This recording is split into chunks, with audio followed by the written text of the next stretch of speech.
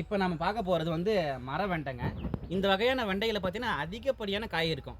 சீசனில் மட்டும்தான் காய்க்கும், எல்லா டைம்லையுமே காய்க்காது. இது எப்போ காய்க்கும்னா அந்த பனிக்காலம் ஸ்டார்ட் ஆகுதுங்கள, இந்த கார்த்திகை மார்கழி தை, இந்த பனி ஸ்டார்ட் ஆகிடுச்சுனாலே மரவெண்டை காய்க்க ஸ்டார்ட் ஆகிடும். இந்த மரவெண்டை நம்ம ஆர்ஜின் பார்த்தீங்கன்னா அசாம்னு சொல்கிறாங்க. இது அசாம் ஊசி வெண்டைன்னு இதுக்கு ஒரு பேர் இருக்குது.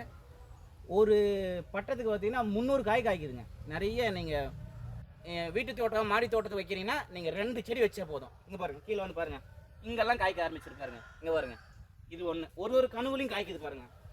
இந்த கனவு இங்கே, இந்த கனவு ஒரு கனவுலையுமே பூ வச்சு காய்ச்சிருக்கு பாருங்கள். இது ஃபுல்லாகவே 1 2 3 4 5 6 7 8 9 10 11 12 13 14 15 16 20 காய் இருக்குப்ப. ஃபஸ்ட்டு எப்பயுமே நீங்கள் விதைக்கு விடும் போது ஒரு 6-7 அறுப்பு அறுத்துருங்க. அந்த டைமில் நிறைய காய்க்கும் பாருங்கள். ஒரு ஸ்டேஜில் வந்து காய் அதிகமாக கொடுக்கும். அந்த டைமில் விதைக்கு விட்ருங்க. விதைக்கு விட்டு அதை எடுத்து வச்சுக்காங்க. இது ஒரு நல்ல வெரைட்டி. மாடி தோட்டம் வீட்டு தோட்டம் வைக்கிறவங்களுக்கு யூஸ்ஃபுல்லாக இருக்கும். விதை தேவைக்கு மயிலவனம் விதை சேகரிப்பில் கூட்டமைப்பு இருக்குது, வாங்கிக்காங்க.